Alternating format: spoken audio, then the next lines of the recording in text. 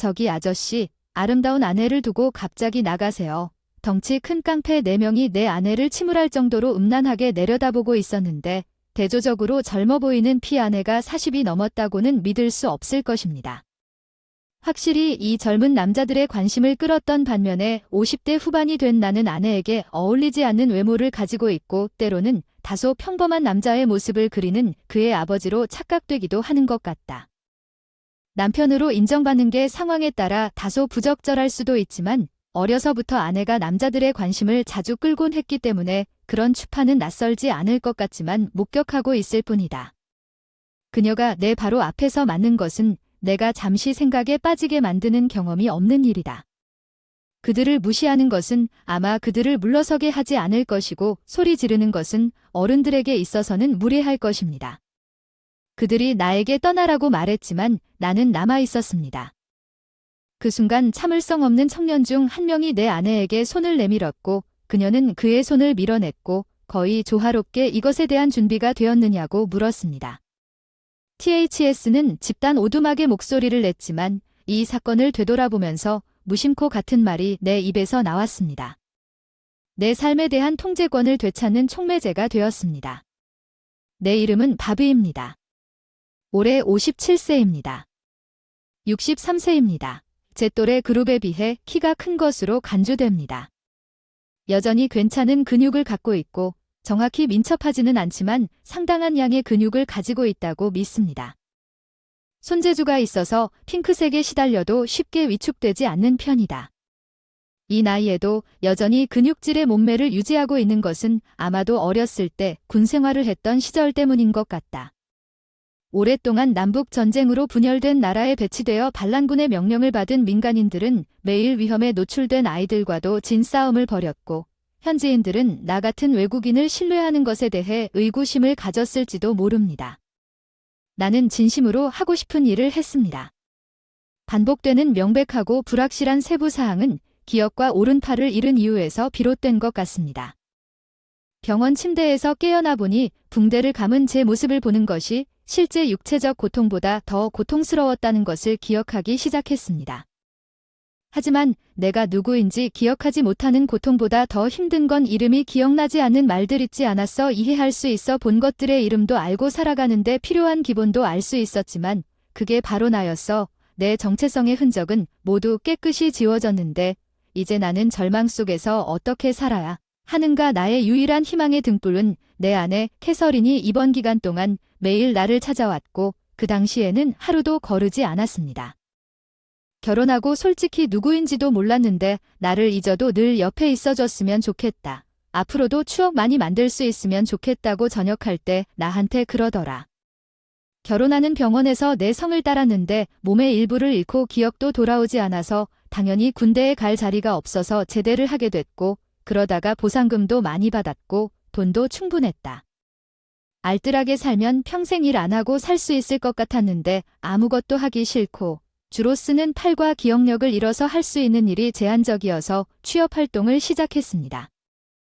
여러 번의 면접에서 거절당하다 결국 작은 청소업체에 고용됐어요. 사무실이나 학교 청소처럼 한쪽 팔이 없어도 일할 수 있는 곳에 배정됐어요. 과거는 기억나지 않지만 무엇보다 사랑하는 집에 돌아오면 내 삶은 만족스러웠어요. 아내 캐서린이 거기에 있었습니다.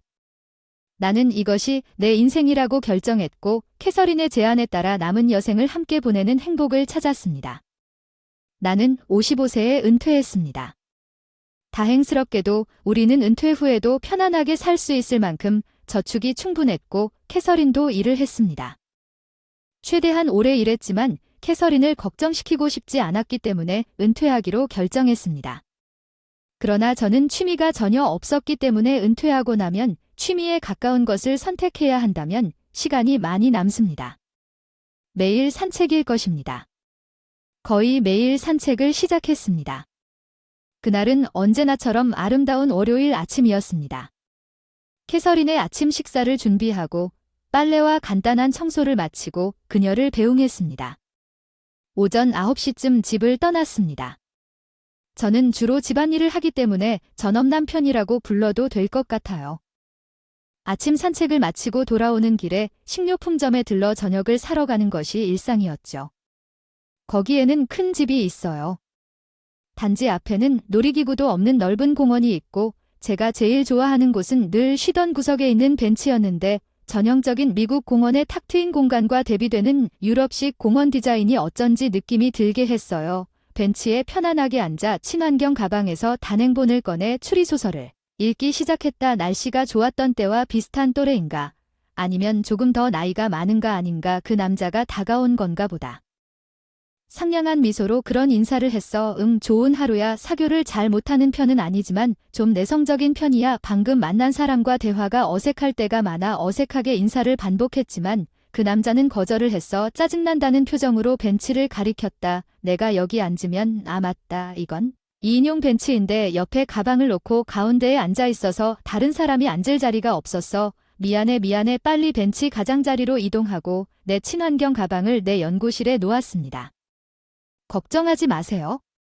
그냥 잠시 얘기를 나누고 싶었을 뿐이에요. 그가 내 옆에 앉으면서 말했어요. 처음으로 세린이 내 지루한 이야기를 좋아하지만 다른 사람이 나와 대화를 즐겼던 기억이 나지 않습니다. 특히 나 같은 나이 많은 남자가 내 당황한 표정을 알아채고 그 남자는 고개를 저으며 상황을 정리하려고 했습니다. 갑자기 다가와서 죄송합니다. 내 이름은 제이슨. 제이슨, 왜 내가 할 수 있기 전에 그러는 걸까요? 마무리. 제이슨 부드러운 미소로 말을 끊으세요. 당신은 매일 이 공원에 오죠? 저도 그렇습니다. 여기 놀이기구가 없어서 참 좋은 것 같아요. 우연히 그 사람에게 홍보하기로 결정했나요? 운동을 좋아하는 중년 남자. 간단해서 무료로 드려요. 원하시면 한번 드셔보세요. 차분한 말투에도 불구하고 제이슨은 억지로 알약을 제 손에 잘 쥐어줬으니 먹어도 괜찮을 것 같아요. 무료 샘플이라면 언제든지 그냥 버릴 수도 있겠네요. 그냥 일반 약처럼 보이는데 꼭 드세요. 또 올게요. 멍하니 지켜보면서 생각도 듣고 싶어요. 제이슨은 씩씩하게 벤치에서 나갔다가 갑자기 뒤를 돌아본다. 또 보자. 바비, 내 이름을 부르면서 동시에 나는 갑작스런 두통으로 얼굴을 찡그린 채 제이슨의 온화한 얼굴을 지울 수 없었다. 잠깐만요. 그날 밤 그에게 내 이름을 말했나요? 내가 캐서린에게 이야기를 했을 때 그녀는 보충제를 버리라고 말했습니다. 당신도 걷는 경로를 바꿔야 합니다. 위험한 사람은 그를 피하는 것이 가장 좋은 것 같습니다. 결국 캐서린은 판단력이 심각하게 부족한 사람만이 누구에게서든 약을 복용할 것이라는 점을 알고 있습니다. 물론 약국이나 의사 외에는 받을 생각은 없지만 다음에 만날 때 속이는 건 기분이 안 좋을 것 같아요. 거짓말을 잘 못해요. 아마 제 자신을 포기할 것 같아요. 당신은 없어요. 그 사람을 만나기 위해. 그 사람은 당신이 어디에 사는지 모르죠. 경찰. 그 사람은 분명 나쁜 사람이에요. 캐서린은 점쟁이도 아니고 심령적인 느낌도 없지만 예감이 안 좋아요. 그녀의 직감은 종종 옳은 것으로 판명됩니다. 결코 가볍게 여기지 말라. 나는 그녀의 조언을 받아들여 다음날 걷는 경로를 바꿨다. 나는 심지어 건물을 지나기 전에 한 번도 걸어본 적이 없는 거리를 선택했다. 나는 한 번도 본 적이 없는 낯선 장소의 새로움 때문에 평소의 산책이 지루해졌다는 것을 깨달았다. 이 동네에 10년 넘게 살았는데도 모르는 게 너무 많아. 고가도로에서 차들의 흐름을 보다가 갑자기 뒤에서 밀리는 느낌이 들어서 필사적으로 왼팔로 난간을 붙잡고 거의 주위를 둘러보니 넘어졌는데 나를 밀쳐내고 난간을 넘어 육교로 올라오려는 사람은 없었다. 나는 가까스로 죽음을 면한 채 그 자리에 바로 주저앉았고 다리의 떨림이 잦아들 때까지 그 자리에 앉아 있었다.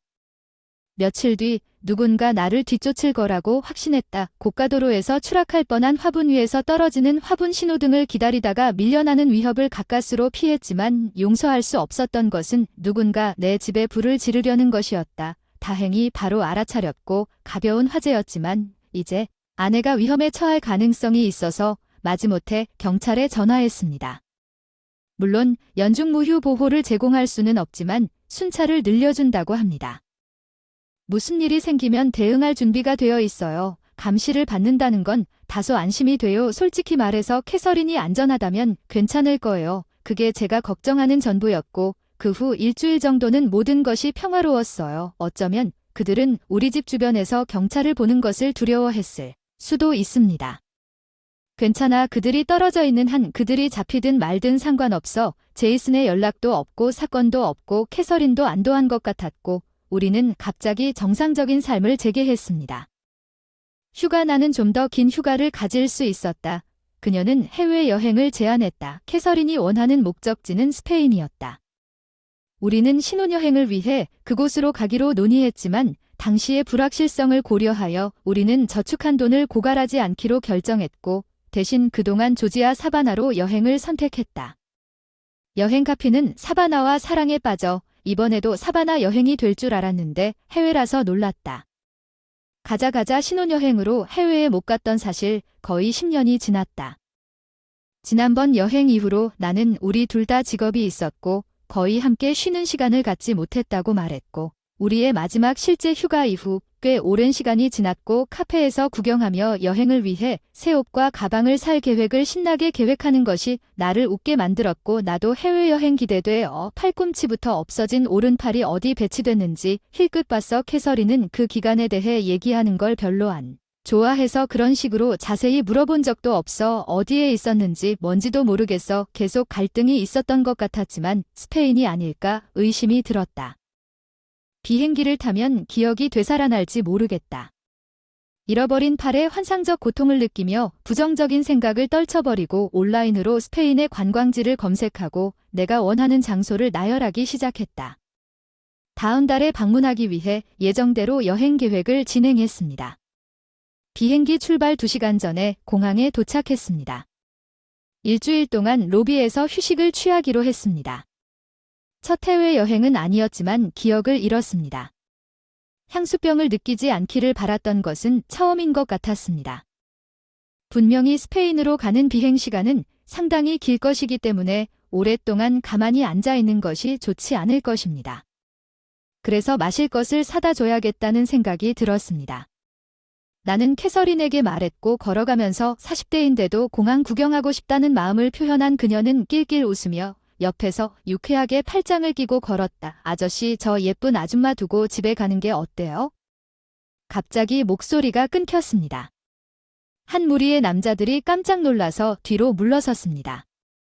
나는 캐서린을 끌어당기며 뒤로 물러섰습니다. 그녀는 비틀거리며 뒤로 넘어졌습니다. 나는 재빨리 그녀 옆에 무릎을 꿇고 그녀의 등을 받치고 남자들을 올려다보며 무엇을 원하는지 묻습니다. 그렇지 않습니까? 추측을 들어보세요. 노인들은 큰 소리로 웃는 소리를 듣는데 어려움을 겪습니다. 너무 웃겼어요. 이제 우리가 그녀를 돌볼 것입니다. 노인은 동물을 쫓아내는 것처럼 신발 신는 몸짓으로 가십시오. 남자 중 한 명이 캐서린에게 손을 뻗지만 캐서린은 강제로 밀어냅니다. 그의 손은 특이할 정도로 날카로운 어조로 남자들을 내려다보며 앞으로 다가올 일에 대한 준비가 되었느냐고 말합니다. 남자들뿐만 아니라 나도 AB로 끌려갔고 캐서린은 무술 훈련을 받을 수 있었나요? 우리가 함께 있었다는 걸 몰랐어요. 오랜 시간이 걸렸지만 그런 말은 들어본 적이 없지만 그녀는 어렸을 때 뭔가를 배웠을 수도 있습니다. 정말로 바로 여기서 대결이 곧 펼쳐질 수도 있습니다. 그녀는 다가오는 휴가를 망치지 않을 것입니다. 그녀는 그렇게 생각했습니다. 기대된다. 게다가 그녀가 육체적 싸움을 벌이는 것은 상상조차 할 수 없다. 그렇다면 끼어드는 것은 나에게 달려있다는 뜻이다. 나는 캐서린의 얼굴을 바라보았고 그녀는 바로 뒤를 돌아보았다. 그녀의 표정은 설명하기 어려운 감정이 뒤섞인 것 같았다. 몇 초간 눈을 감았으나 갑자기 캐서린이 아랫입술을 깨물며 시선을 돌린다. 캐서린의 심정은 도무지 이해가 안 되고 왠지 남자들은 아무런 조치도 취하지 않는 것 같고 상황은 모두가 교착 상태에 빠져 있는 것 같다. 그 사람은 내가 캐서린의 의도조차 이해하지 못한다고 생각하고 혼란스러워서 마비됐고 솔직히 말을 할 기분도 안 들었어. 60에 가까워서 이렇게 큰 남자와 격투를 벌이는 걸 상상도 못했어. 누구보다 잘 알아. 내 괴로움을 보면서 내 몸이 충격에 얼마나 취약한지. 그 남자는 주저하지 않고 내 왼쪽 뺨이 손상될 것을 예상하며 주먹을 들었다. 나는 움츠러들지만 갑자기 내 주위의 모든 것이 슬로우 모션으로 움직인다. 그의 오른손이 천천히 나를 향해 다가온다. 그의 공격 내 몸 저절로 반응한다. 내 왼손이 거의 그 사람 왼쪽 가슴에 꽂히는 듯한 카운터 펀치를 날린다. 다음 순간 그 사람이 내 앞에 누워있다. 눈이 뒤로 젖혀진다. 심장이 쿵쾅거린다. 진정시키려 했지만 이상하게 마음이 쿵쿵거렸다. 믿을 수 없을 정도로 고요함은 마치 내가 아닌 것 같은 느낌이 들었습니다. 마치 다른 사람이 내 몸을 통제하여 모든 것이 너무 먼 것처럼 느껴졌습니다. 어딘가에서 여자의 비명소리가 메아리쳤습니다. 그녀는 내가 남자를 쓰러뜨리는 것을 본 후에야 다시 움직일 수 있었습니다. 입에 거품을 물고 있는 남자를 불러드나 반응이 없었습니다. 호흡이 없었습니다. 손목과 가슴의 맥박을 느껴보려고 했지만 아무것도 하얗게 변하지 않았습니다. 이봐요. 어서 숨을 쉬세요. 제가 기억하는 한 최선을 다해 CPR을 시도했습니다. 소용이 없었는데 그 남자는 다른 남자들과 함께 꿈쩍도 하지 않고 충격에 빠져 어찌할 바를 모르고 계속 필사적으로 그를 되살리려고 애썼습니다.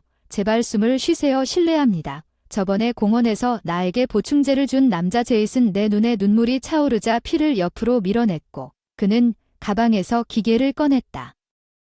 어쩌면 ED인지 아니면 남자의 가슴 위에 올려놓은 무언가인지 버튼을 눌렀고 몇 초 후에 남자의 몸이 흔들렸다. 침을 흘리는 남자가 다시 돌아왔다. 인생 동안 그는 침을 뱉었고 그 남자는 자신에게 일어난 일을 깨달은 듯 몸을 떨었고 남자들은 제이슨과 시선을 주고받으며 고개를 끄덕이며 떠났다. 그들은 제이슨을 아는 것 같았지만 여전히 혼란스럽고 흔들리고 있다. 제이슨은 나에게 미소를 지으며 우리 어디에서 얘기하자. 앉아서 쉴 수 있어서 캐서린도 나도 더 이상 휴가를 보내고 싶은 기분이 들지 않아 여행을 취소했다. 나중에 도착한 보안요원들에게 객관적으로 모든 상황을 설명하면서 내가 가해자이므로 나를 넘겨주는 것이 그들의 의무라고 말했다. 경찰에 신고했지만 내가 들은 남자는 제이슨이 나를 대신해 그것이 정당방위였다고 증언하면서 어떤 혐의도 제기하지 않았습니다. 우리가 간신히 비행을 할 수 있었을 때 법적 문제 없이 풀려났습니다. 캐서린도 나도 우리처럼 느껴지지 않았습니다. 여행을 즐길 수 있어서 우리는 제이슨을 데리고 가는 것을 취소하기로 했습니다. 평화로운 곳에서 이야기를 나누고 싶다고 우리는 집으로 향했습니다. 동네 카페에서 만나기로 했는데 놀랍게도 집에서 이야기를 하자고 제안한 사람은 캐서린이었습니다. 처음이 될 예정이었던 캐서린이었습니다. 그리고 제이슨은 캐서린이 나에게 대략적인 약을 준 제이슨을 싫어하는 것 같았기 때문에 만났습니다. 나는 그 공항 크루 퍼플 동안 그가 나를 위해 일어섰는데 왜 그런 남자를 우리 집에 초대하는지 궁금했습니다. 아마도 이것이 그녀의 돌아오는 방식이었을 것입니다. 부탁은 우리가 집에 도착하자마자 아무 잡담도 없이 바로 요점으로 갔기 때문에 어디서 커피 CER을 마시기 시작해야 하고 솔직히 말해서 제이슨이 손바닥을 위로 향한 채 어깨를 으쓱하게 만들었습니다. 나에게 무슨 일이 일어나고 있는지 전혀 모르겠습니다. 문제가 없다면 먼저 당신이 누구인지 말해줄 수 있겠습니까? 제이슨은 눈을 감고 천천히 고개를 끄덕였습니다. 물론 제 직업은 의사입니다.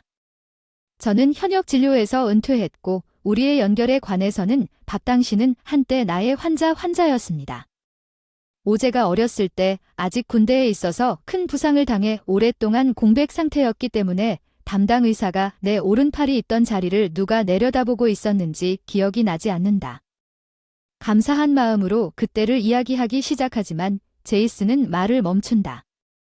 나한테 감사할 필요 없어. 난 그럴 자격이 없어. 깊은 숨을 쉰다는 게 무슨 말이야. 제이슨은 천장을 올려다보며 천천히 숨을 내쉬었습니다. 캐서린이 당신의 과거에 대해 말한 것 어떻게 그러니 내 과거는 할 수 없어요. 심지어 내가 군인이었을 때 기억나는 모든 것을 제이슨에게 말했던 것도 기억난다. 내가 임무 수행 중 오른팔을 잃었고 그 당시의 기억이 전혀 없었다는 것을 설명하는 내내 제이슨은 그의 눈에 동정심과 연민이 뒤섞여 있는 것을 열심히 들었다. 내가 끝냈을 때 그는 단순히 내가 캐서린에게로 향하는 것을 본다고 말했습니다. 그는 내가 그에게 진실을 말해야 하는지 물었습니다. 캐서린은 침묵을 지켰고 동의하면서 침묵을 지켰습니다. 제이슨은 나에게 진실을 밝히기 시작하여 밤 내내 침착하라고 촉구했습니다. 먼저 당신은 일반 병사를 원합니다.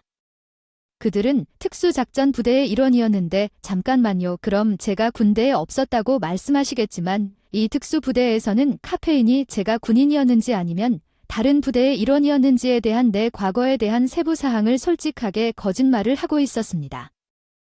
엘리트 스쿼드는 나에게 중요하지 않았지만 캐서린이 거짓말을 했을 수도 있다는 사실을 알게 된 것은 충격이었습니다. 캐서린의 침묵은 제이슨의 말을 확인하는 것 같았습니다. 진정하세요. 캐스런이 거짓말을 하지 않을 모든 진실을 당신에게 말하지 않은 데에는 이유가 있었을 것이라고 확신합니다. 악의 권리 영화는 그녀의 얼굴을 읽을 수 없는 동안 침묵을 지켰습니다. 당신은 이것을 즉시 이해하거나 받아들이지 못할 수도 있지만 계속하겠습니다. 당신은 특정 국가에서 남북전쟁을 진압하기 위한 임무를 수행하기 위해 파견된 팀의 일원이었습니다. 그래서 나도 자세히는 모르지만 어쨌든 당신이 그 나라에 가서 당신의 노력 덕분에 전쟁이 끝났고 나는 자랑스럽게 칭찬을 받았지만 캐서린의 속임수에 충격을 받아 다른 사람의 영웅담을 듣는 것 같은 느낌이 들었습니다. 약혼을 유지하려고 했는데 다음에 제이슨이 한 말은 나를 깜짝 놀라게 했습니다. 당신 혼자서 96명의 목숨을 앗아간 당신은 대단했습니다. 입을 벌린 채 우스꽝스러워 보였나 봐요.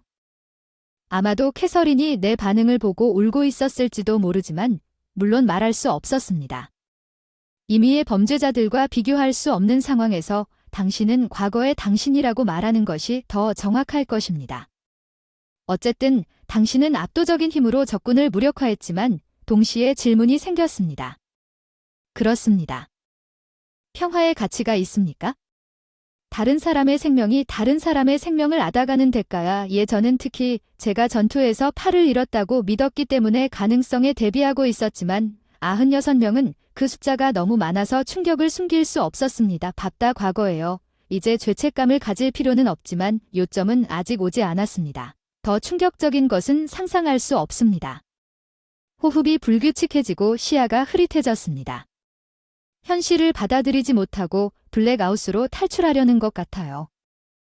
펑소리 내 두 뺨을 때렸어. 말해봐. 계속해. 난 절대로 도망치지 않을 거야. 내 과거를 마주할 거야. 조직의 상부 누군가가 불쌍한 부상 회복 중이라고 명령했어. 왜 내 인생을 목표로 삼아 군인은 모든 부대에 대해 동일해야 하는 개성을 가져서는 안 됩니다. 각 부대가 자신의 행동에 의문을 제기하기 시작하면 명령 체계가 작동하지 않고 전체 부대가 무너질 수 있습니다. 먼저 부상당한 이유 길이 때문에 세부 사항을 건너뛰겠습니다.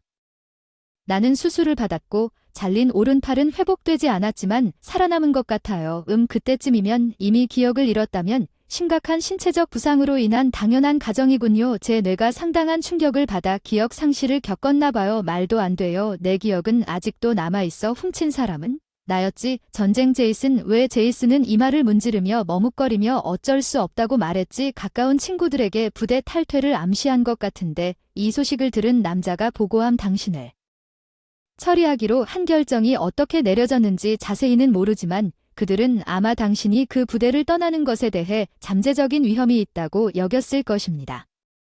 왜냐하면 그 부대가 비밀 부대였기 때문일 것입니다. 그들은 아마도 다양한 비밀을 가지고 있을 것입니다. 정보 유출에 대한 우려도 있었지만 해임에 반대하는 사람이 있었습니다. 그는 당신의 업적과 인격을 언급하며 당신의 상사였습니다. 그는 당신의 목숨을 구걸했습니다. 물론 거절당했지만 결국 목숨을 바쳐 고집했습니다.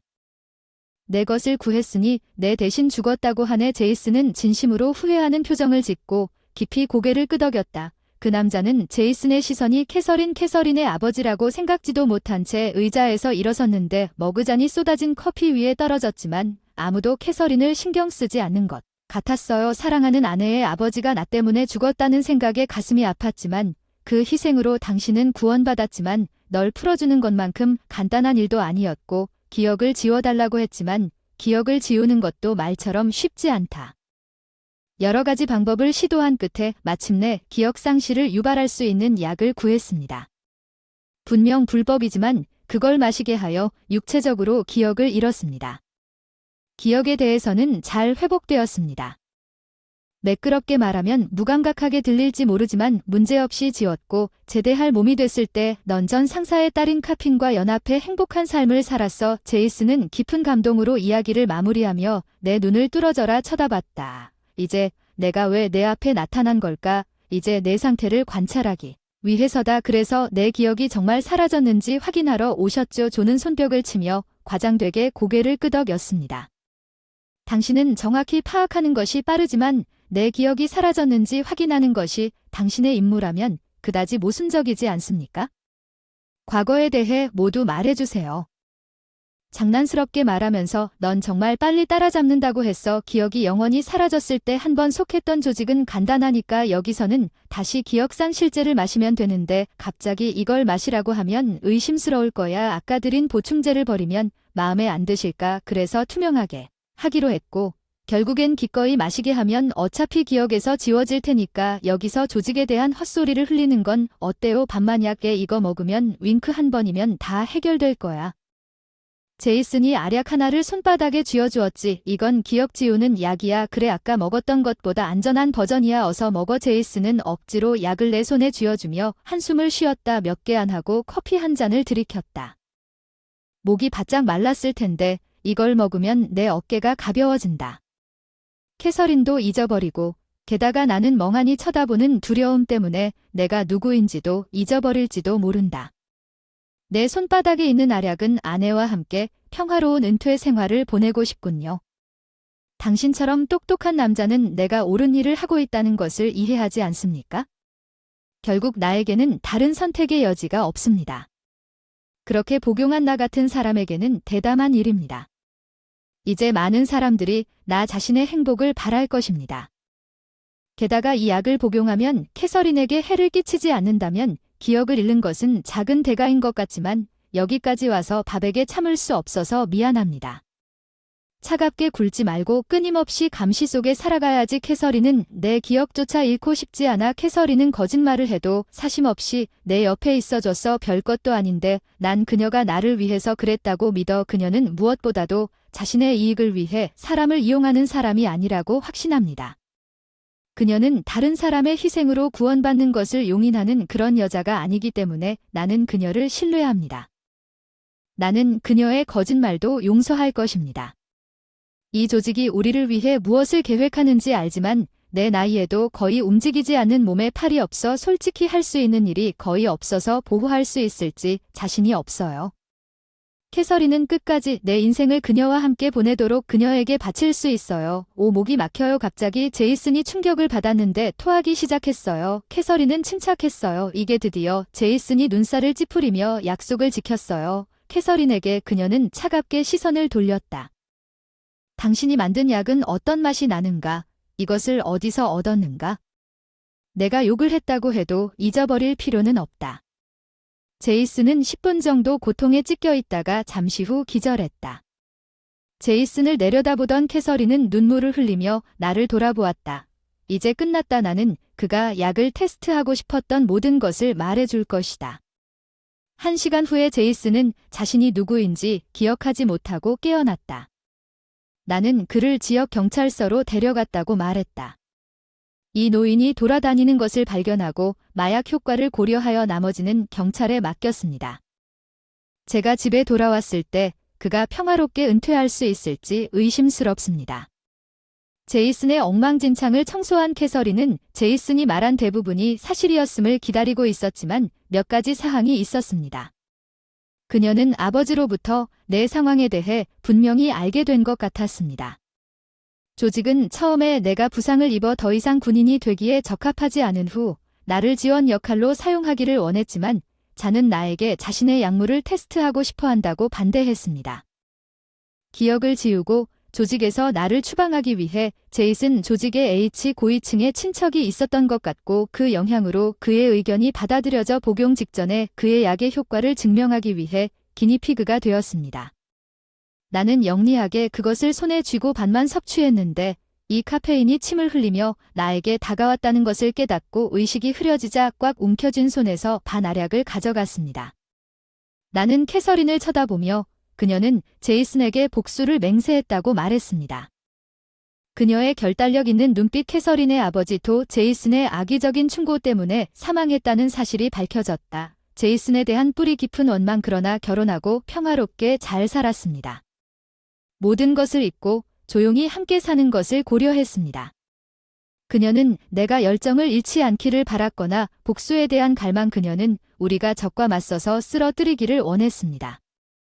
함께 했지만 더 이상 내 손을 더럽히고 싶지 않은 그녀의 내부 투쟁은 오랫동안 그녀를 괴롭혔습니다. 캐서린이 거짓말을 했다고 해서 너를 비난하는 것도 아니고 나를 끝까지 지켜준 내 아버지의 복수를 하고 싶었을 텐데 슬슬 기억도 안 나고 그때의 감정도 기억나지 않고 그 아버지 아직도 나는 정말 용서할 수 없는 일이었나 봐요. 그 사람은 조직에 속하지 않아서 자세히는 모르고 아버지는 제가 어떤 대우를 받았는지에 대해서만 말해준 것 같아요. 과거 기억에는 오른팔을 잃었을지 모르지만 지금은 왼쪽이 있어요. 팔과 너면 충분해. 내 하나뿐인 팔로 난. 세린을 꽉 잡았어. 그녀의 가느다란 연약한 몸이 흐느끼는 걸 느끼며 In My Embrace가 그녀를 너무 취약해 보이게 만들었어. 제이슨의 실명은 공개되지 않았지만 사소한 뉴스 기사가 됐어. 제이슨이 방황하는 모습이 보였어. 명백히 혼란스러운 상태에 있었고 어떤 이유에서인지 대중의 관심을 끌었습니다. 언론은 그를 발견한 사람으로 내 주소를 추적했지만 나는 모든 인터뷰를 거부하고 침묵을 지켰습니다. 관련자가 언급하지 않는 것은 당연한 일이지만 왜 반알약을 먹고 난 기억만 잃었는지 궁금하고 제이슨은 자아감각을 완전히 잃었지만 지금 생각해도 소용이 없습니다. 캐서린과 나는 건강한 결혼 관계를 이어가고 있으며 오랫동안 기다려온 스페인 여행을 즐기며 스페인으로 여행을 떠났습니다.